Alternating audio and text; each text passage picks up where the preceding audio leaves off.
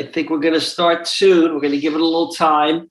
My name's Dr. Jim George. I'm one of the gastroenterologists at NYGA. I want to welcome everybody who's on board. We're going to start in a few minutes. This is our webinar series that we've developed, and we've always been talking about interesting topics. And everybody's worried that I'm going to start going off on a tangent, and I shall right now. I was walking home today after not having a bite to eat all day, which is not a good thing, according to my dietitian. But I walked into a deli, and right at the deli, they had these drinks that they made for you. And the guy took a cucumber, a bunch of apples, a whole lemon, a kiwi, and put it in a blender, and it came out and poured it into a drink. And I got my healthy drink, and I was very excited. And I gave that to my wife, and I had a sandwich. Anyway, but I've always had an interest in diet and inflammatory bowel disease, and especially Crohn's disease. And it's been a side interest of mine. And when Tamara volunteered to do this webinar called the Anti-Inflammatory Diet, I immediately raised my hand and said I wanted to moderate, not only because I find this topic fascinating, and I am a firm believer that our diet is very crucial to our health, but I'm excited to have an expert dietitian who's going to teach us about what an anti-inflammatory diet is. Tamara got her undergraduate degree at at Duke, and then her master's at NYU. She's a registered dietitian at NYGA. She's an author. She wrote The Belly Whisperer, and she's writing a new book. It's going to be authored called The Regular, something like that. I think that's what it is. She has a blog which I don't know what that is, in U.S. News and Health Reports, which she publishes monthly and answers questions about all these diet issues. And as gastroenterologists, we are so excited to have Tamara working with us. And I am so excited to hear this talk about the anti-inflammatory diet. And Tamara, if I left anything out, just a little housekeeping. You guys are going to be asking questions. I'm going to answer some of the questions if I can during the talk. Let's try to keep the questions kind of more relevant to the topic, not about like your personal issues, because that's, for another subject. And then after the talk is over, we'll do some Q&A with Tamara. And Tamara, the stage is yours. Thank you so much, Dr. George. And thank you everyone for joining us. I see a lot of familiar faces tonight on the webinar, a lot of my beloved patients. Thank you so much for showing up. We're going to talk about inflammation and anti-inflammation. And I'm really glad that I have the opportunity to give this talk tonight, because this is a question that I'm getting a lot more in the past year or two from my patients. I want to be on an anti-inflammatory diet. My doctor told me that I should be on an anti-inflammatory diet, but nobody really actually knows what that means. And if you start looking up online, what's an anti-inflammatory diet, you're going to see a lot of very different diets and a lot of different claims being made around this is inflammatory, this is anti-inflammatory. And a lot of the times these are very contradictory. And so I think, whenever I'm faced with contradictory information, I like to go back to the science, and I want to say, like, what evidence do we have? What can the science actually teach us and really help us sort through a lot of the claims so that we can make informed science-based decisions and not be overly restrictive or conversely have a false sense of security that we're doing something helpful that's not actually helpful. And so because we hear so much more about inflammation, let's get right into it. Let's start just by defining what inflammation is. We're going to talk a little bit about definitions, what it is, what causes it, what it can lead to. And then we're going to move into the second part of the talk around how do we measure inflammation and how do we assess the types of foods and dietary patterns that either contribute to it or combat it. Okay, so let's just start with some basic definitions around what is inflammation. Inflammation is a response in your body to bad things, to to insults, to injuries, to attacks. This is your body's way to sort of fight off things that it needs to fight off and to promote the healing process. And when we think about inflammation, you can really think about it as kind of being, there's two sort of different phases of inflammation. There's sort of acute inflammation, which is sort of like something happens. You fall and scrape your knee, or you get stung by a bee, or you have a traumatic injury like a broken leg or a sprained wrist or a sprained ankle. Something happens and there's a sort of very quick onset response from your body to this insult or this injury or this, invader of some sort. And it's sort of a very quick, rapid onset reaction, but it's pretty short-lived. It'll last, a couple days, maybe a couple weeks, and then it kind of subsides over time. Chronic inflammation it's a different animal, and we'll talk a little bit more about what that is, but that is sort of something that onsets and doesn't really ever quite go away. It kind of just hangs out and kind of stays with you, and it kind of smolders a little bit. And it doesn't go away even after that original injury or insult or problem has resolved, and the inflammation kind of persists. And that's what we think of as chronic inflammation. And that's really going to be the focus of today's talk. So what's happening with the inflammatory response in our body? Let's say you get a mosquito bite or a bee sting or something like that. So this chemical substance is inserted into the body, pierces the skin. The body's like, ooh, like bee venom has entered the body. That's not a good thing. These cells have been damaged by this prick, and the damaged cells start to release signaling chemicals to alert the rest of the body, to alert the immune system that the barrier has been breached. Something has been introduced into the body that doesn't belong here, and it has damaged our cells. So what starts the inflammatory response is that the blood vessels start to get very permeable or leaky. Okay, they start to kind of get dilated, they kind of expand, and they get very leaky, which allows the healing white blood cells that are rushing to the injury site to leak out of the bloodstream and get to the site of the injury. And that's when you start to see the swelling, the redness, right? The mosquito bite puffs up, or, the bee sting puffs up. And the healing process can start once the healing cells, the white blood cells, arrive at the injury site. And then over the course of several hours, several days, the white blood cells promote healing, the swelling goes down, the tissue heals, all is well. And that's really kind of the life cycle of acute inflammation. It happens fast, but it doesn't last all that long. Chronic inflammation is a very different animal. Chronic inflammation is when there is some sort of insult. And then what happens is the inflammation never really quite fully subsides. Now, maybe it's not as acute as it was when whatever that insult was that happened, but there's sort of this ongoing inflammation that doesn't really ever go away. The tissue never fully heals. The white blood cells maybe don't ever fully go back to where they came from.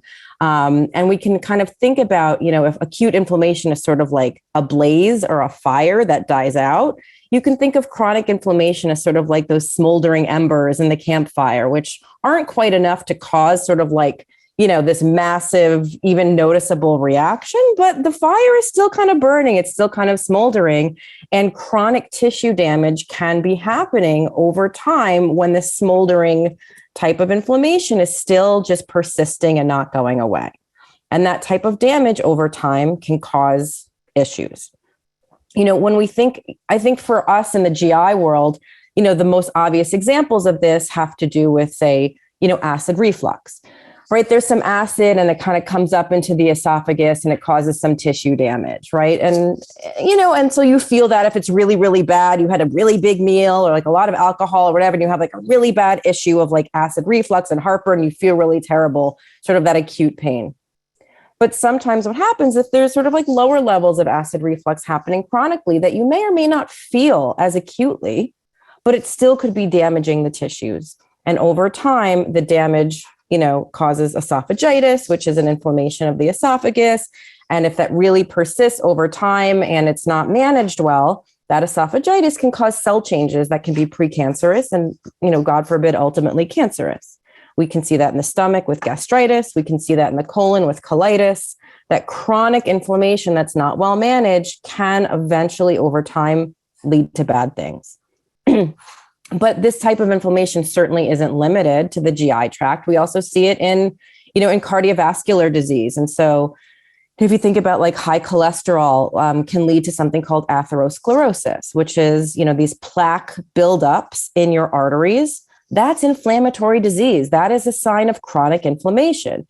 You get this cholesterol, if excess cholesterol, it kind of gets deposited in the lining of the blood vessel, and that creates inflammation. The blood vessel lining isn't happy with that. And it kind of creates this inflammation, which then hardens the plaque, which then causes more inflammation. It becomes this sort of like this cyclical thing that it just builds on itself and builds on itself. And so, I don't know that we always think about cardiovascular disease and atherosclerosis as an inflammatory disease, but it very much is one. And there are a lot of other diseases sort of that meet this mark, fatty liver disease. As more fat infiltrates the liver, it can cause inflammation, which can cause a hardening of the liver tissue, which then doesn't function as well. And so there's a lot of examples of chronic inflammation outside of the world of GI in metabolic disease and cardiovascular disease, even in neurological diseases. So chronic inflammation can really affect the body in different ways. And have really different results. But there's a lot of examples of chronic inflammatory diseases outside of the GI tract as well as within the GI tract. And so understanding that chronic inflammation is affecting different parts of the body in different ways, you have to think about you're measuring inflammation or trying to look for signs of inflammation in different ways. And so, in our world, in the GI world, when doctors are looking for inflammation, they might be looking for, evidence of white blood cells in the GI tract. Maybe in the esophagus, they're looking for a white blood cell called eosinophils. Maybe in the bowel, they're looking for white blood cells called lymphocytes. They're also just looking for sort of redness and cellular changes. In the world of inflammatory bowel disease, doctors are doing a stool test looking for a marker called calprotectin, which is sort of a marker of inflammation that signals whether your Crohn's disease or your ulcerative colitis is sort of very active or whether the inflammation is quiet. And so that's how a GI doctor might be looking for signs of inflammation in the GI tract. Other types of doctors in different specialties will be looking for other markers of inflammation that are more relevant to the diseases that they study or the conditions that they study. And I just threw some of them up on this slide. This by no means is an exhaustive list. There are many, many different markers of inflammation, often found in the blood. And if you're seeing a cardiologist, they might look for, C-reactive protein. If you're with a rheumatologist, they might be looking for other types of markers. Different diseases tend to show up in different ways. And so there's a lot of different ways to check inflammation. You can't just walk into a doctor and say, give me the inflammation test. There's so many different ways to measure it. And this is important because, as we transition to the next piece of this talk around the anti-inflammatory diet, we have to understand how the researchers have linked foods to inflammation. A lot of it is through studies that looked at some of these markers or a subset of these markers in relation to people's food and dietary choices.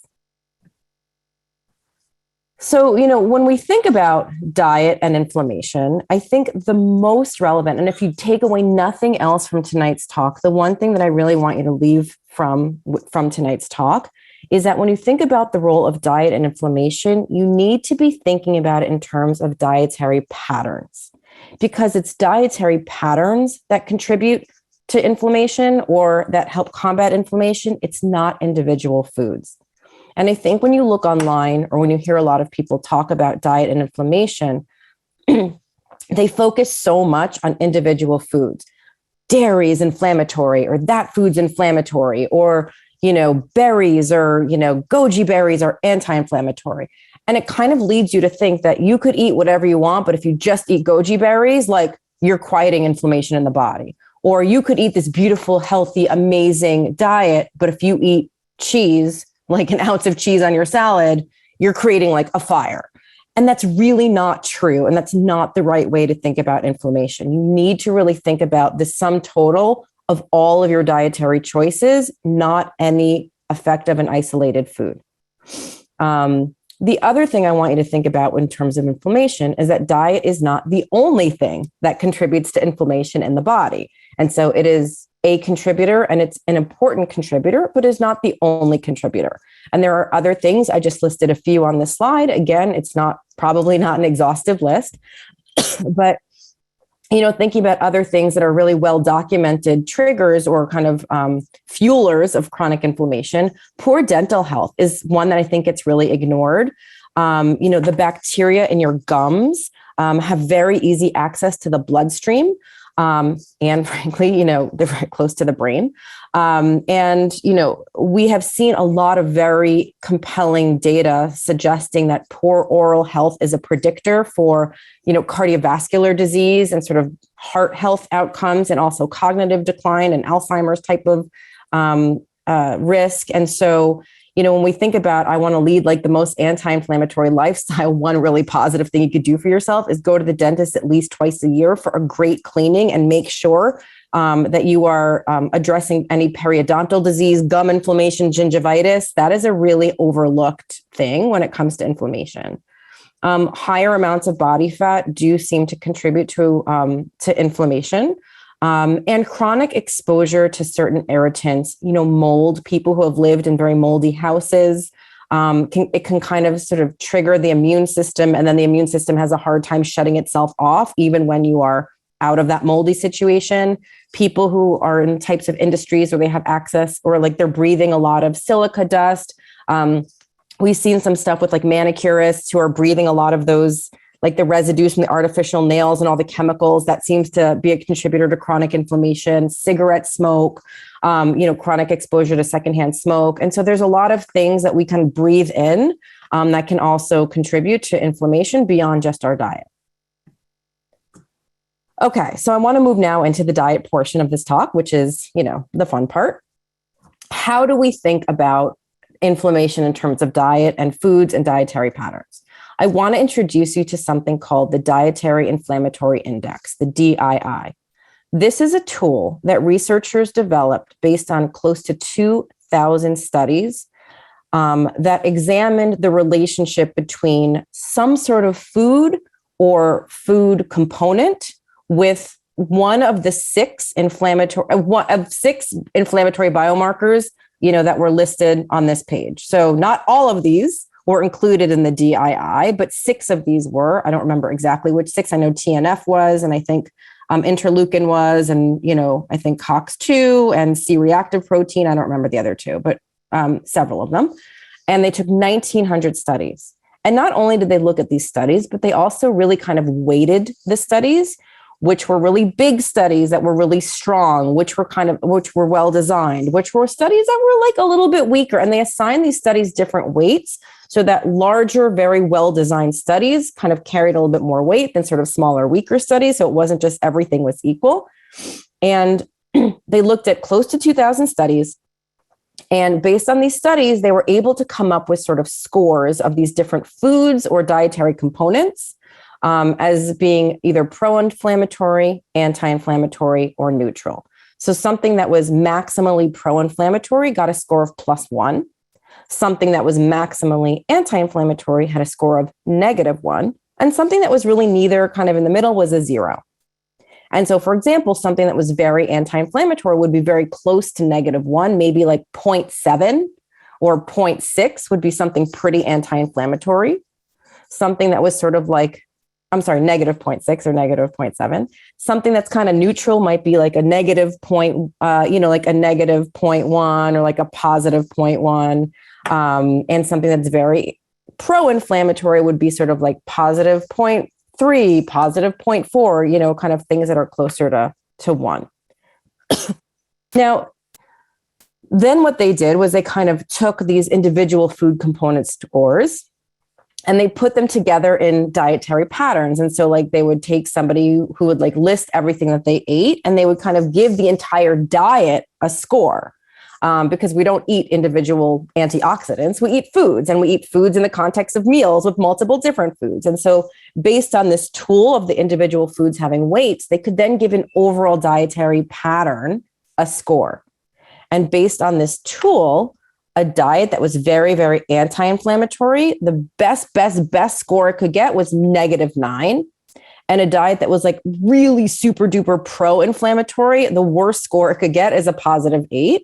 So again, something around 0 would be, like not super pro, not super anti. And the more negative your diet score was, the more anti-inflammatory it was. And like they used to have an app, I think that they still have it, the DII app. I once downloaded it, where you can they ask you all these questions about how often do you eat this food? How much of this food do you eat? And they ask you all these questions and they give you your Dietary Inflammatory Index score. So that was a fun little exercise that I did once that you could do. I think the app is free. And so then what they did is they developed this tool. They have this idea. We've given all these foods numbers. We've given all the diets numbers. Then they shared this tool with other researchers who study heart disease, who study cancer, who study all these inflammatory conditions. And they said, take our tool, use it on your patients and see if it's helpful. See if it predicts who is at low risk for these diseases and who's at high risk for diseases. And that's what we mean by the tool being validated. They develop it and then they road tested it. And when they've road tested this dietary inflammatory index in large populations of people, vis-a-vis different types of inflammatory diseases, diabetes and heart disease and cancer, they find that it is very predictive. People who have more anti-inflammatory diet scores typically have lower risk and lower incidence of some of these diseases, whereas people with more pro-inflammatory dietary patterns are the ones who are at the higher risk of these diseases. And that's what I mean by this being a validated tool. They didn't just come up with it in a bubble and say, this is a tool. They actually tested it out in real life situations with a lot of different diseases and found that it was pretty predictive and pretty helpful.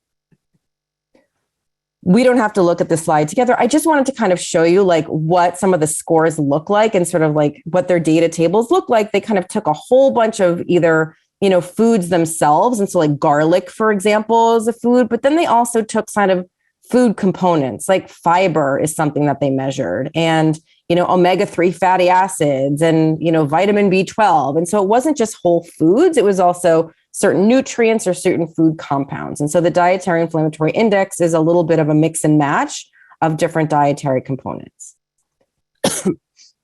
So I want to share with you some of the highlights of the Dietary Inflammatory Index to highlight some of the foods that this tool shows us are the most anti-inflammatory food components and what foods contain them. And then, conversely, what foods the DII tells us, contain some of the most pro-inflammatory compounds. So for example, there's a lot of food compounds that we call phytonutrients. These are plant nutrients or plant chemicals that have really strong antioxidant properties. They do a really good job kind of scavenging damaged cells and repairing them and taking them out so that they don't, kind of cause chronic tissue damage. And these phytonutrients have different names. Some are called flavones and some are called isoflavones and some are flavonols and some are flavonols.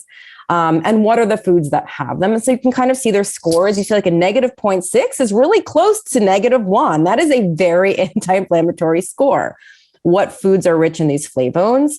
A lot of the herbs, right? So flavones, you find them in chamomile tea. You find them in oregano and rosemary and sage. You find them in shiso peppers. And so these flavones, parsley is a really big source of flavones. And so a lot of the herbs are where the flavones are. And so, thinking about using culinary herbs aren't just for flavor, they're also really for health. Isoflavones. And so isoflavones, one of the best sources of isoflavones are beans and legumes, and specifically soy. And I really want to spend a moment on this. I want you to see that score, -0.59. It's almost -0.6, which is a very anti-inflammatory score. And I want to highlight that, that soy is the best dietary source of isoflavones. And I think that that's important to kind of say out loud, because I think soy takes really a beating in the online world when people talk about what foods are good for you and what foods are bad for you. Soy is objectively an anti-inflammatory food. And, if you think about, I don't know who on this call is familiar with the Blue Zones book and the Blue Zone study. This was, I think it came out in the 90s, where this this journalist started investigating the 5 places in the world where people live well past age 100 They live the longest, healthiest lives in the world. They have super low rates of cancer and heart disease and diabetes. And this guy went out to figure out, and he called them blue zones. And he went to figure out, like, what are these people doing that they live so much longer, healthier lives than everyone else? And he kind of came up with these principles, and he calls it the blue zones diets. Well, one of the blue zones in the world is Okinawa, Japan. And maybe you've heard of like the Okinawan diet, or like, what's the secret of longevity to the people in Okinawa? Well, guess what? The people in Okinawa eat a whole lot of soy foods. And so try telling the 105-year-old Japanese person who, doesn't have cancer or heart disease, whatever, that soy is super inflammatory. Like, they're not going to buy it. And so this idea, that soy is something that we need to avoid, especially like whole soy foods, is really not supported by the research. And so if you can digest it, if it doesn't bother you, which is, I think for some people another story, there's no reason that we should be avoiding it. Flavonols and flavonols. I think a lot of us have heard of some of these foods as being supposedly healthy and anti-inflammatory. This is the red wine and the dark chocolate and the green tea. And, the quercetin, which is in, apple skins and onions. And, these are indeed very anti-inflammatory food compounds. And there's a reason that they are associated with, especially cardiovascular health and cancer prevention. They are powerful antioxidants that have been shown by the DII to indeed be really anti-inflammatory. Other vitamins that have antioxidant properties are also found to be very anti-inflammatory on the DII. We're looking at beta carotene, which is a plant form of vitamin A. And you can see that has almost like a negative 0.6 score, which again is very close to that -1. That's a really great anti-inflammatory score. And you're looking for, beta carotene is found in your orange fruits and your orange vegetables, as well as your dark leafy greens. So beta carotene is super anti-inflammatory. Vitamin E as well. And so vitamin E we're finding in nuts and seeds. You're finding it in wheat germ, which, I think is popular, several decades ago, but it's an oldie but a goodie. Vitamin C is very anti-inflammatory, and that's found in a lot of fruits and vegetables. We always think about it as being a fruit thing, but like potatoes are a phenomenal source of vitamin C, and so is broccoli and the cruciferous vegetables and peppers. So, vitamin C is found in a lot of foods. And so, just by looking at this slide and the picture, you can understand why eating a variety of fruits and vegetables is probably a really smart bet when it comes to anti-inflammation. Omega-3 fats, which are an unsaturated fat that's found in fish, it's found in nuts, especially walnuts, it's found in certain seeds, especially flax seeds and chia seeds. It's, omega-3s are a really great anti-inflammatory food compound. And again, it's probably why high omega-3 intake is associated with really good heart health outcomes. It is anti-inflammatory, and it has the score to prove it. Herbs and spices. And so, I think those of us who kind of try to keep up with, the trends and the health trends, we've probably all heard of either turmeric or the active compound in turmeric, which is curcumin. I think this has probably the strongest anti-inflammatory score on the index. I'm pretty sure negative 0.785, which is about as close to -1 as I think anything else on the index comes. Turmeric or curcumin, which is the active compound, is known to be a very powerful antioxidant. In the GI world, there's some really good studies on using curcumin supplements in patients who are being treated for ulcerative colitis. And there are a lot of studies that seem to show that adding curcumin to your medication regimen seems to increase your chances of entering into remission greater than just taking the medicine alone. So it seems to be a helpful adjunctive treatment or add-on treatment to ulcerative colitis medications. And it's something that our dietitian staff is often recommending. I think the anti-inflammatory aspect of it is very much driving that. There are other herbs and that have strong anti-inflammatory effects as well. Ginger is one. Ginger has powerful antioxidants, and eugenol, which is found in a lot of sort of those warm fall, winter spices, your cloves, your cinnamons, your nutmegs. And so again, thinking about not just the foods we eat, but using herbs and spices really aggressively and assertively, not as supplements, but as, putting them in your food, chai tea, right? That's like loaded with all of those spices here on this page. And so using herbs and spices more purposefully in our food seems like a really good strategy. So just fiber alone has a really strong anti-inflammatory score, negative 0.66. And the reason that is because fiber feeds your gut microbiome. And I know Susie Finkel, my colleague, gave a great talk about fiber, and I gave a talk earlier this year about the microbiome. But the microbiome is this ecosystem of trillions of bacteria that live in your intestines. And when you feed them well and you feed them fiber, they create a lot of very anti-inflammatory compounds called short-chain fatty acids. The better fed your microbiome, the more they will reward you with these healthy short-chain fatty acids. And so fiber, regardless of the source, whether it's from fruits or vegetables or whole grains or legumes or nuts or seeds, different fibers feed different bacteria in the gut microbiome. And collectively, that has a very strong anti-inflammatory effect. And I think that this is a really important point to make, because a lot of the times when you see diet fads online around anti-inflammation, that the approach that they take is an elimination diet, where you eliminate entire categories of food, entire food groups. And that often has the effect of removing a lot of diverse fiber from the diet.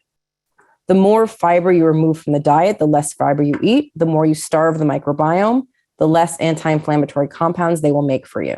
And so, being thoughtful around some of those wholesale elimination diets that may not be medically necessary to manage a particular condition, I think it's smart to have a healthy degree of skepticism around these wholesale elimination diets, especially for longer term use, unless there's a really strong medical indication for it, which, sometimes there can be. Switching gears now to talk about what foods the DII has associated with having a pro-inflammatory effect. And so it shouldn't surprise us to see, saturated fat, which is sort of like that, the animal fat that's solid at room temperature, that's found in high levels in red meat, in organ meats, in coconut oil, in butter, in cheese, or any kind of full fat dairy cream. I really don't know how coconut oil managed, who's doing the PR and marketing for coconut oil. I don't know how it managed to develop this health halo around it. There are no data that support this idea that coconut oil and eating loads and loads of coconut oil is heart healthy or anti-inflammatory. The data really do not support that. It supports the opposite. And so I don't consider coconut oil a healthy anti-inflammatory fat. Trans fats, which honestly we don't really see much in the food supply. The U.S., the U.S. government took a stand against trans fats because the data is so incriminating on trans fats and heart disease. And so we don't really see a whole lot of it in the diet anymore. And cholesterol is mildly pro-inflammatory, not hugely, but mildly. And so, just in very large amounts, dietary cholesterol, could really add up, especially in the context of a diet that doesn't have a lot of anti-inflammatory things to offset it. So I want to kind of take what we've just learned about individual foods and take the notion, that seed I planted earlier in this talk about dietary patterns being what matters. And let's start talking about how do we translate this research from the DII into diet. There is more than one anti-inflammatory diet. So if you're looking for the anti-inflammatory diet, there is no single one. An anti-inflammatory diet has a number of features, which is to say is going to include a lot of the foods that have anti-inflammatory scores on the DII, and it's going to have smaller amounts, more minimal amounts of foods that score as pro-inflammatory. Notice I say smaller amounts or more minimal amounts. You do not have to eliminate entirely any foods that are necessarily pro-inflammatory. So you can choose not to eat red meat. A lot of people choose not to eat red meat, but if you are eating a super duper fruit and vegetable and bean, whatever forward diet, and you have an ounce, 2 ounces of red meat a week, or, you have a small burger once a month, it's not going to erase the benefits of that super duper anti-inflammatory diet that you're eating the other, 28, 29 days of the month. And so it's not like you eat that red meat and poof, this fire erupts in your GI tract. That's not how inflammation works. And so some anti-inflammatory diet patterns include the Mediterranean diet, which I think all of us have probably heard of at this point, which is a diet that is very high in fiber from fruits, vegetables, whole grains, and legumes. The primary proteins, on a Mediterranean diet are going to be fish, seafood, beans, and nuts, and much, much less sort of animal protein beyond fish. And so small amounts of poultry, eggs, cheese, and yogurt, not none, but very small amounts. They feature a lot of olive oil, which has, the healthy unsaturated fats. There's another version of an anti-inflammatory diet, which I think is interesting at Andrew Weil. He's a little bit more alternative than my personal philosophies. But what I like about his anti-inflammatory diet pyramid is it's kind of like the Mediterranean diet, where he really calls out some of those very specific DII foods. He really makes a point to say you should include whole soy foods. You should include the herbs and spices. And so he's really kind of calling out some of those very phytonutrient-rich foods or those very antioxidant-rich foods and saying that not just a Mediterranean diet, but a Mediterranean diet that you're doing lots of herbs and spices and things like that. And so that is something that I really like about, the Dr. Weil diet, is he really is kind of encouraging some of those extra special DII high impact foods, which I think is great.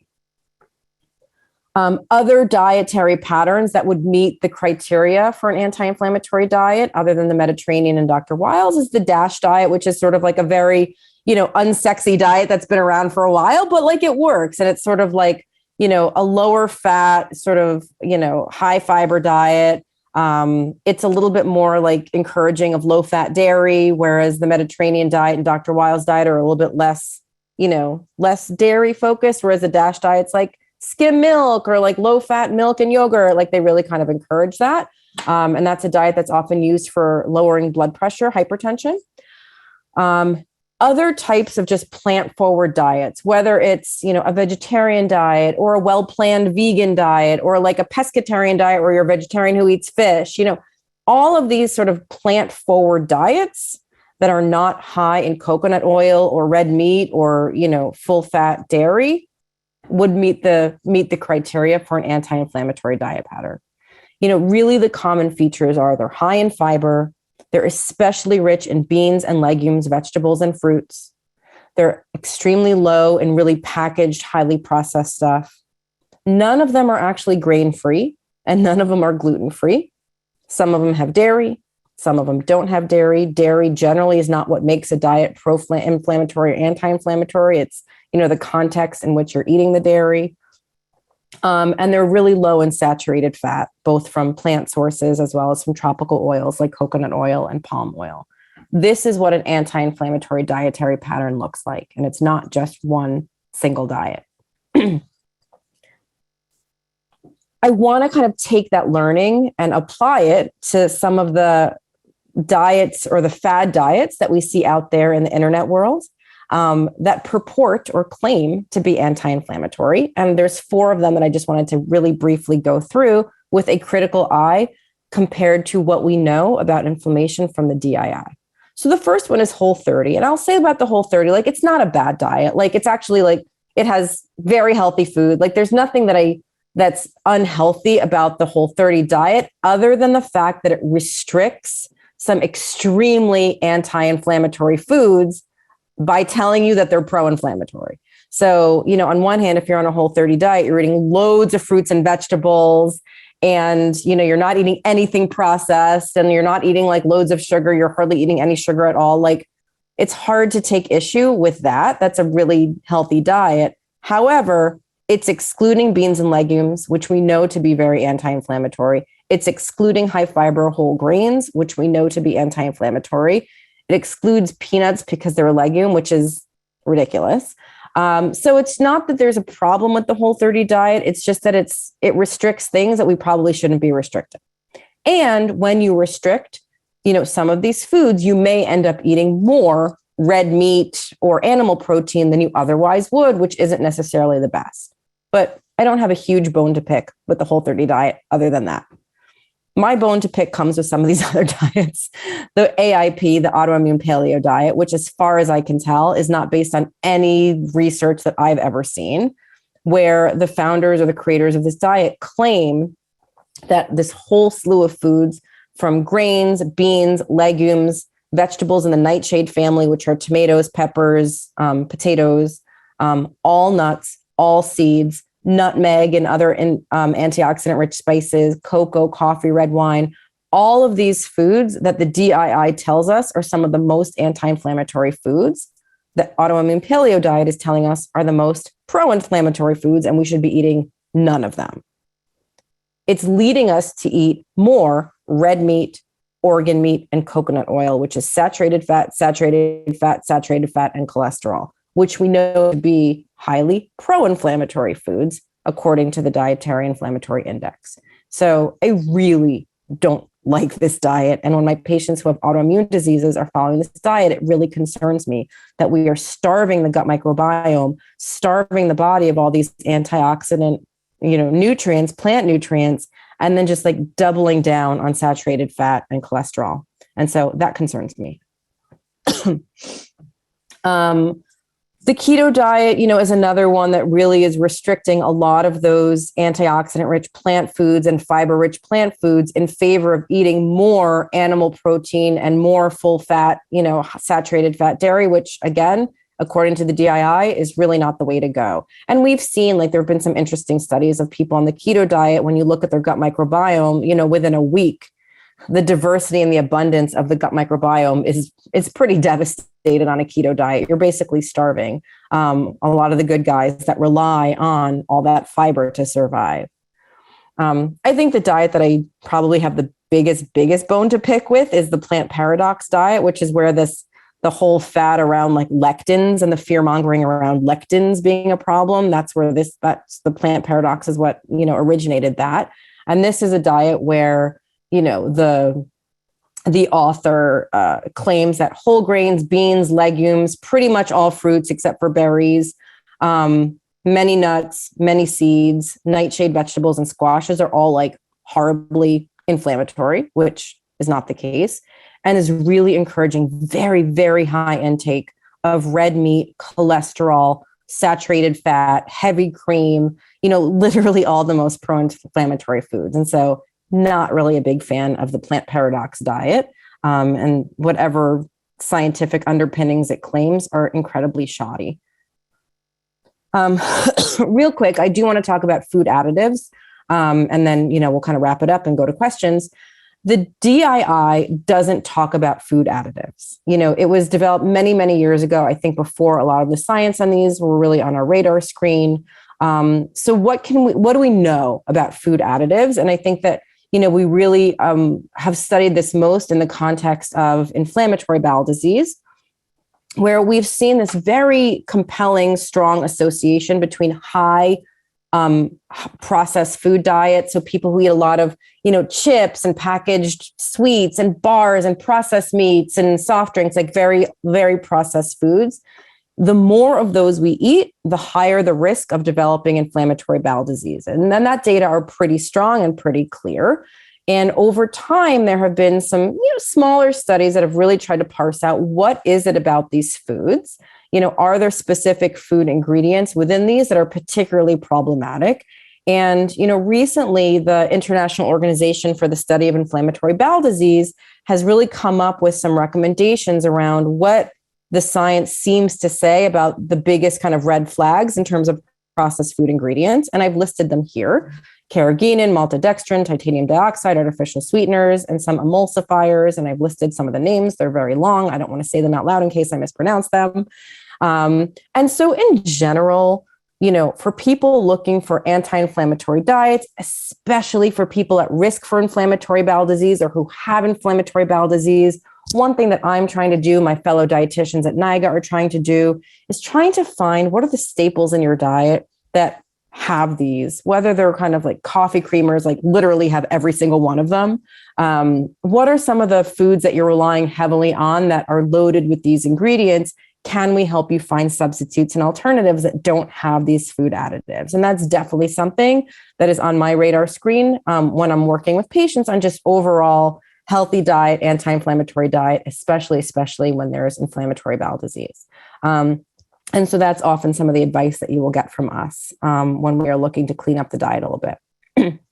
So I'm going to kind of end on that note. In a moment, we'll open it up to questions and answers. The big takeaways are individual foods do not cause acute inflammation unless you're actually allergic to them, right? Like, unless you're like, obviously, if you're allergic to peanuts and you eat peanuts, there will be an acute inflammatory response.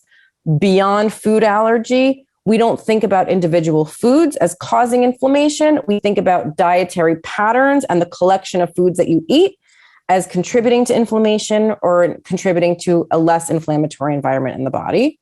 Most of the anti-inflammatory diets you see online may be anything but. And so you really want to read the fine print and compare it to what you've learned tonight about the DII to see if it actually holds water. And to be really skeptical of any kind of diet that's claiming to be healthy and anti-inflammatory that has you cutting out entire categories and families of foods that you now know to be very anti-inflammatory. Any diet, don't eat legumes, don't eat grains, don't eat nightshades, don't eat soy. You have to kind of wonder, like, okay, you've just cut out like 4 families of very known to be anti-inflammatory foods. Like, am I sure that this is really necessarily going to deliver what it's promising? I'm going to leave it there. I'm going to turn it over to Dr. George to kind of send the questions my way. If Dr. George is still in the room. Okay, yeah, there he is. This thing is blowing up. You created a beast. That was a great talk. Very thorough.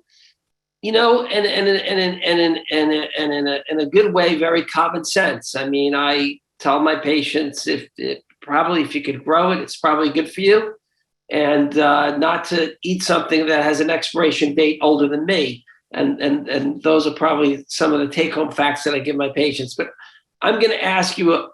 There's a bunch of questions, and hopefully we could do a few of them now. So one thing that was interesting is, why are like some of the nuts and seeds good for you, but the oils from some of these nuts and seeds are like bad for you?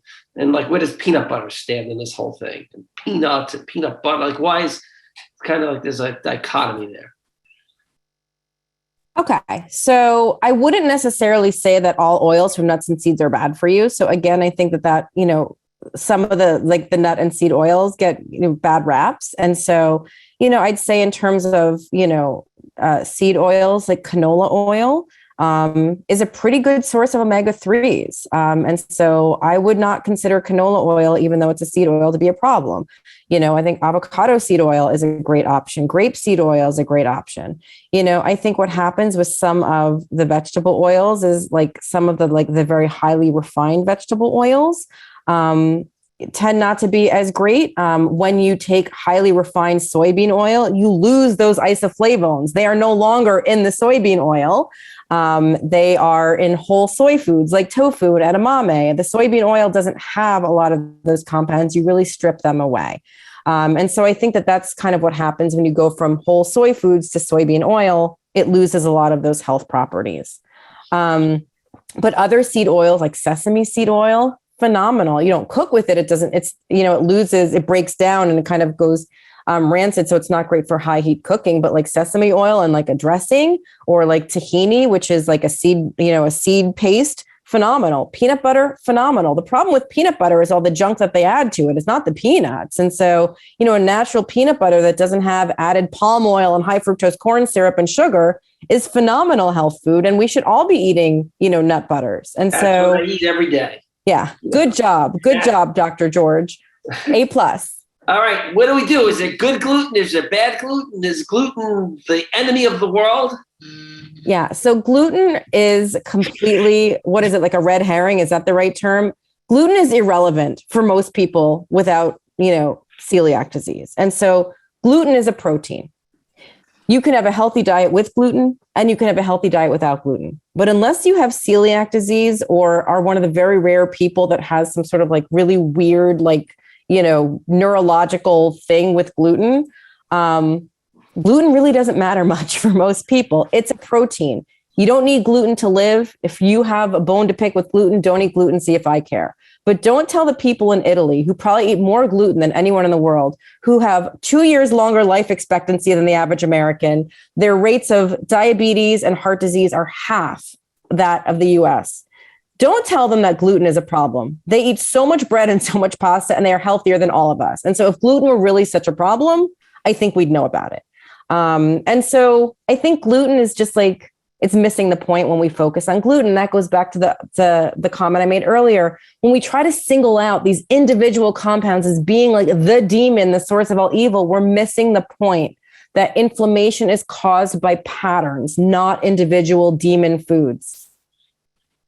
Okay, ready? Yeah. I was wondering what was ringing, and it was my phone, but that's a separate issue.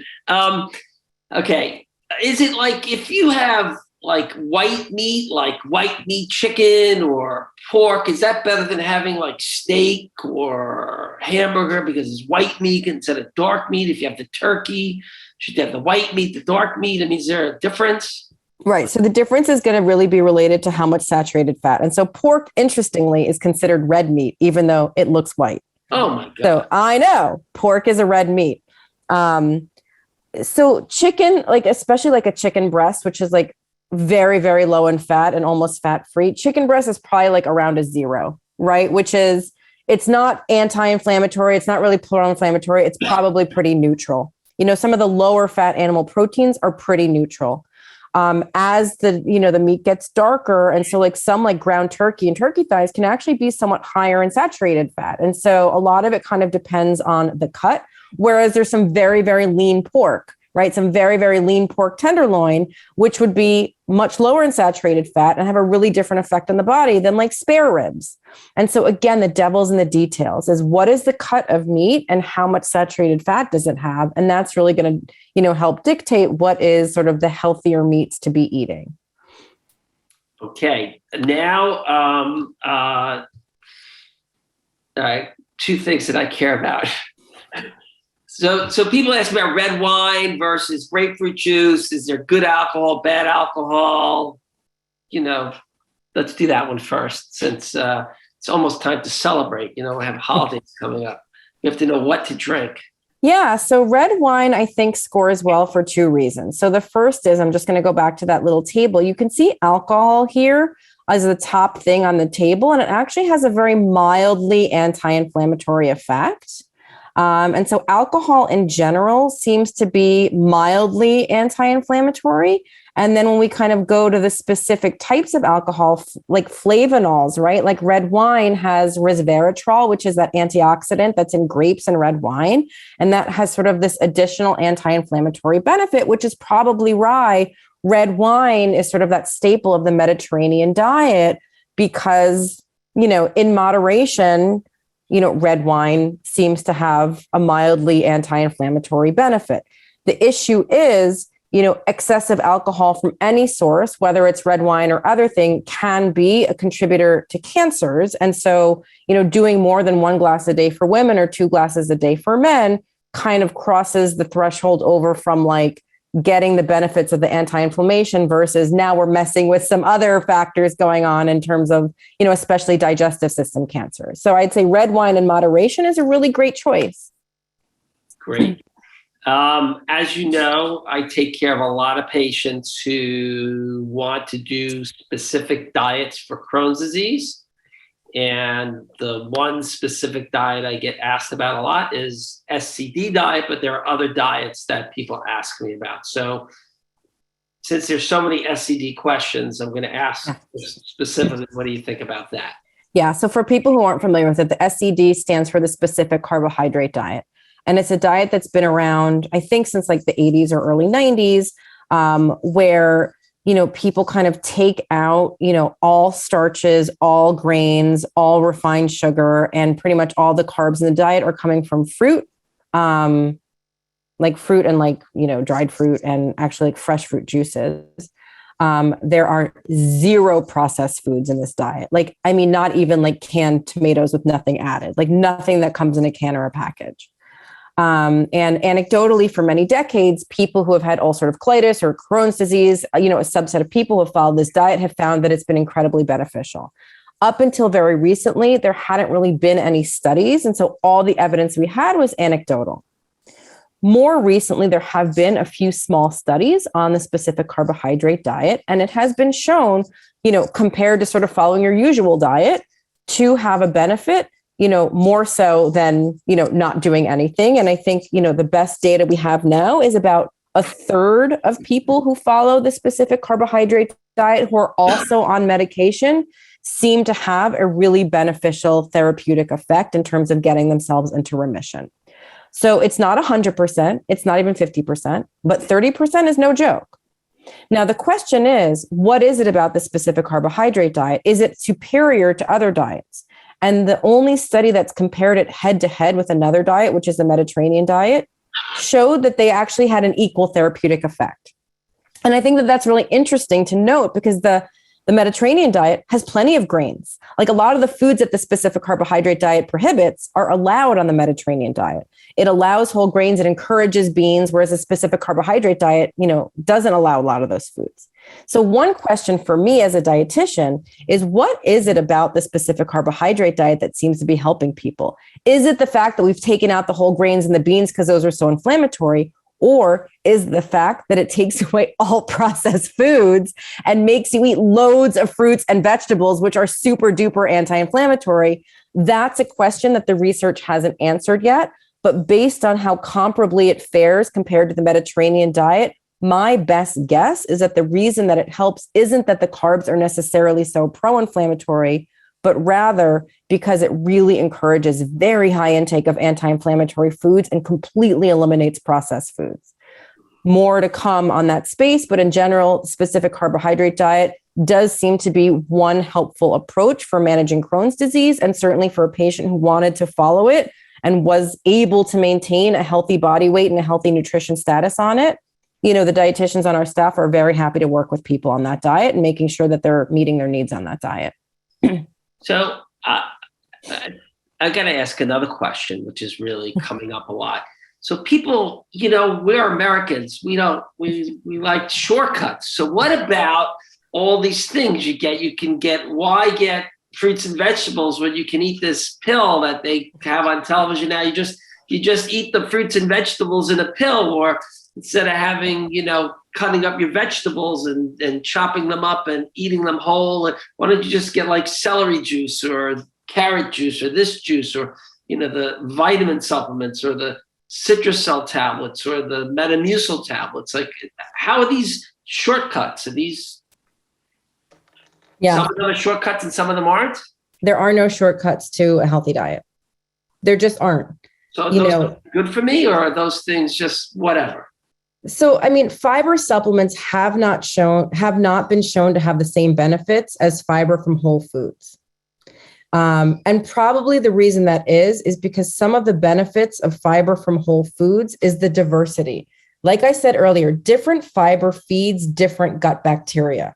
A fiber pill, if it's even fermentable at all, feeds one very narrow set of bacteria. And part of the benefits of an anti-inflammatory diet and a fiber is that diversity, which you completely lose. And as far as like fruit and vegetables, like powders, you lose all the fiber, which is like the -66, which is like super duper anti-inflammatory. And so, the vitamins are one part of the fruit and vegetable that are anti-inflammatory, but the fiber is another hugely anti-inflammatory piece of it. And you lose that when you go into powders and pills and potions. So I should cancel that Amazon order for that vitamin. I'm teasing. So I see a lot of things about probiotics, and I just keep telling people the best probiotic is good food. Yeah. Right. So again, if you kind of go back and look at the gut microbiome talk that I gave, I think it was back in February of this year, we talk a lot about probiotics. And one of the things I said in that talk is the data on gut health are much stronger for prebiotics, which are types of fiber, than they are for probiotics. And what I mean by that is if you're looking to manipulate the gut microbiome and really bolster the ranks of the beneficial bacteria, you're better off feeding the species that you already harbor with the fiber that they love to thrive than trying to introduce some random species off of the shelf that isn't native to you and trying to force it into like a really complex ecosystem where there is no niche for it. So prebiotic fiber is a much better bet to bolster your gut microbiome and bolster the ranks of your probiotic bacteria than actually taking pills full of probiotic bacteria themselves. Okay. Tamara, it's getting past my bedtime. Okay. You and I could spend the next 3 hours and the questions just keep coming. I am so sorry we can't get to all of them. I think everybody here has a really good understanding from what you presented of what we all need to do to eat healthier and improve our gut microbiome and become anti-inflammatory through diet. It requires a lot of hard work. It's a big lifestyle modification for many of us. Tamara and I were talking about this the other day. I mean, we're seeing diseases in countries that never had these diseases before because they're eating our horrible diet. So when you go to, areas in Asia and Africa, they're starting to see Crohn's disease and colitis and higher incidences of all these immune diseases because they're eating processed, high-fat junk food that, we eat here. And if we go back to our roots and eat these healthy foods, we can reverse a lot of the diseases that we have here, and we'll all be healthier for it. We got to do an IBD diet talk one day. It'll be a lot of fun. Thank you everybody for coming. This is available on the New York Gastro website, so you can watch it again. All of our webinars are available to be viewed at any time. So if you missed this one, it'll be on forever. Thank you so much. And I guess good night. Thank you, everyone. Good night.